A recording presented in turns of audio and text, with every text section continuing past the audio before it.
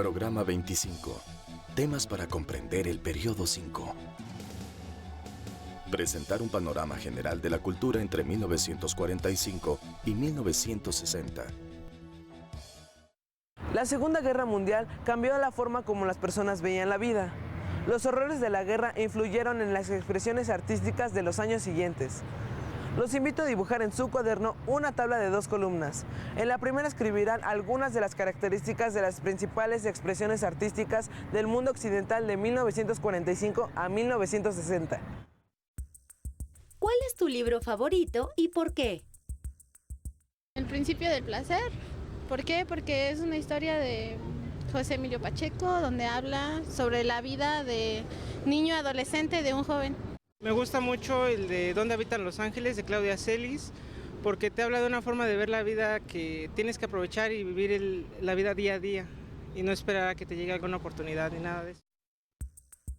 ¿Cuál es tu libro favorito y por qué? El panorama literario a mediados del siglo XX es muy diverso. En general, se rompen los modelos rígidos del siglo XIX. Por ejemplo, surgen novelas sin signos de puntuación que tratan de expresar el fluir caótico del pensamiento. Otros escritores fueron influenciados por ideas pesimistas sobre el futuro de la humanidad, provocadas por la experiencia de la Segunda Guerra Mundial. Algunos buscaron formas de expresión más libres, como la llamada Generación Beat, integrada por un grupo de estadounidenses que escriben sobre su realidad cotidiana, en una búsqueda de la libertad tanto en la forma de escribir como en su forma de vivir. Libros como En el camino o El almuerzo desnudo fueron adoptados por los jóvenes que se rebelaban ante las normas sociales. En América Latina surgió el realismo mágico, que se puede definir como el interés en mostrar lo irreal y fantástico como parte de la realidad cotidiana. El escritor se enfrenta a la realidad y trata de descubrir lo que hay de misterioso en las cosas cotidianas, la vida y las acciones humanas.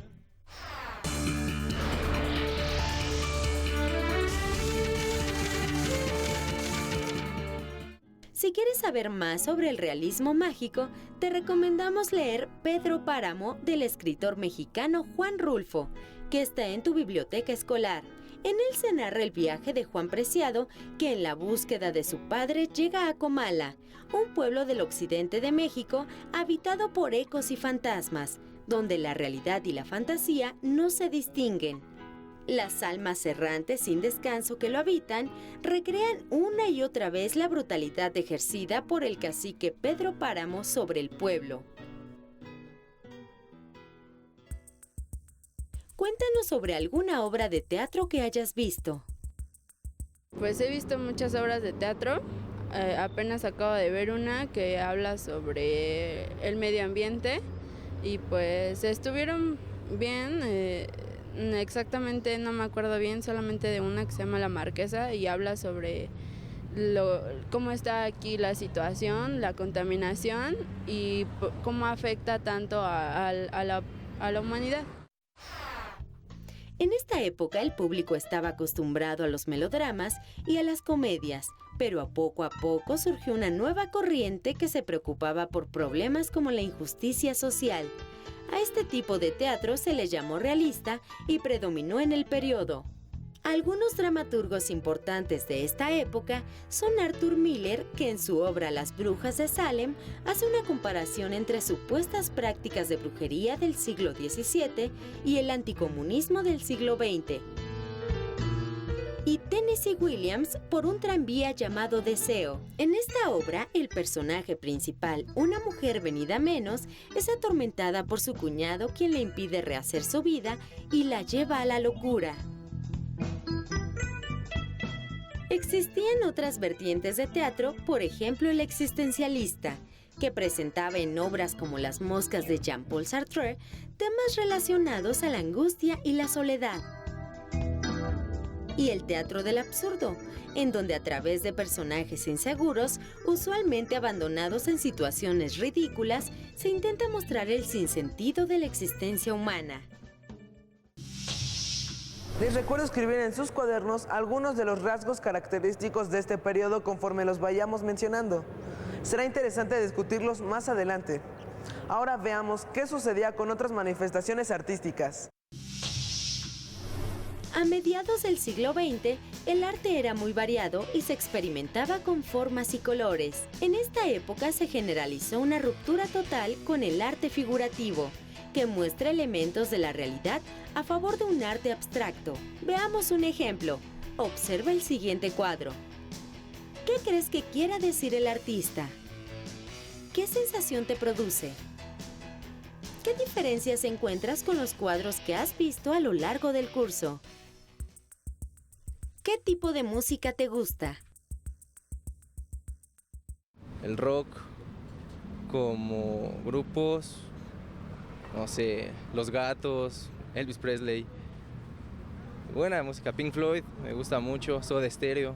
La música clásica, porque yo estudio desde los 6 años, música clásica, entonces sigo estudiando, es una licenciatura de música clásica, entonces es mayor influencia.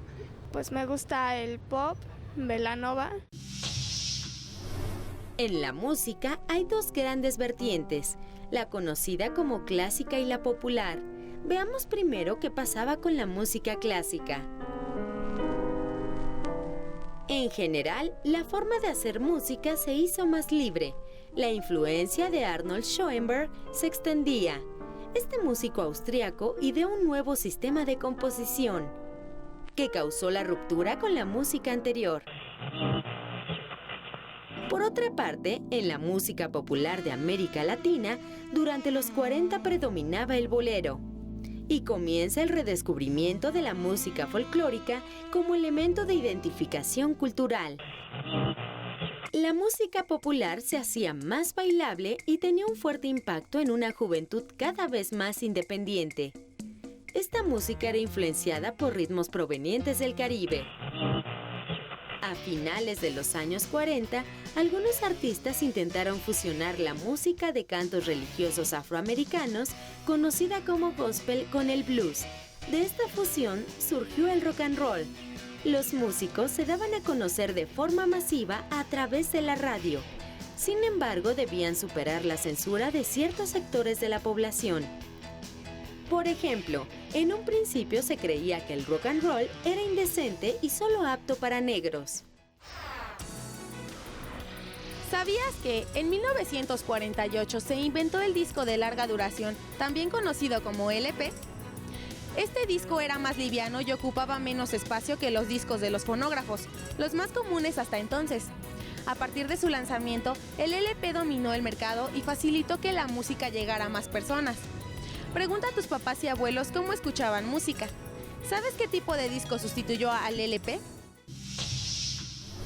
¿Y qué pasaba con los medios de comunicación en ese periodo? La radio había tenido su época de oro durante los años 30 y los 40 del siglo XX, a través de la difusión de radionovelas, música y noticias. Sin embargo, a partir de los 50 comenzó el auge de la televisión, que se convirtió en un poderoso medio para la difusión de patrones culturales a través de sus programas y comerciales. La reducción del precio de los televisores permitió que muchas familias compraran uno y lo colocaran en la sala de sus casas. Ahora veamos lo que sucedía en el cine. Recuerden anotar en su cuaderno los aspectos que más les llamen la atención. ¿Qué tipo de películas te gustan? De suspenso y acción en sí, porque son divertidas ver la ficción y ver los monstruos y las probabilidades de que pasen, ¿no? Normalmente cine no muy comercial. Mi película favorita es La Naranja Mecánica, por Kubrick. También relata así muchas cosas del pensamiento humano y pues no sé, como que me llama mucho la atención eso. El ambiente de la Guerra Fría influyó en las historias que el cine contaba. Por ejemplo, el temor a la guerra nuclear se expresó en películas de destrucción masiva como Godzilla. En Estados Unidos de América, la histeria anticomunista se manifestó en películas como Los invasores de cuerpos, filme en donde los miembros de una comunidad eran suplantados por extraterrestres que representaban a los comunistas. seres despiadados que buscaban que todos los hombres fuesen iguales. En Europa, los cineastas abordaron temas de la realidad cotidiana. Fueron influenciados por los problemas que enfrentaban las sociedades en la posguerra. En América Latina predominaba el melodrama. En comparación con las películas estadounidenses, las de esta región se realizaban con poco dinero. Sin embargo, se filmaron grandes películas como Los Olvidados de Luis Buñuel, en donde se expone sin tapujos la vida de la clase pobre de la Ciudad de México. Tanto la televisión como el cine crearon ídolos para el público. Los actores comenzaron a influir en la forma de vestir de las personas y en la difusión de estereotipos de belleza. Nombres como Marlon Brando, James Dean, Marilyn Monroe son solo algunos de los referentes de esta época. Los mexicanos tuvimos al ídolo de Guamúchil, Pedro Infante. Estos medios también se emplearon para difundir ideas y valores de la sociedad occidental, particularmente de los Estados Unidos de América. Esta influencia cultural se mantiene hasta nuestros días.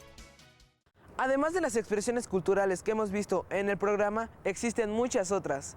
Ahora que ya completaron su columna con algunas características de las expresiones artísticas de 1945 a 1960, en la segunda escriban algunas de las expresiones artísticas actuales.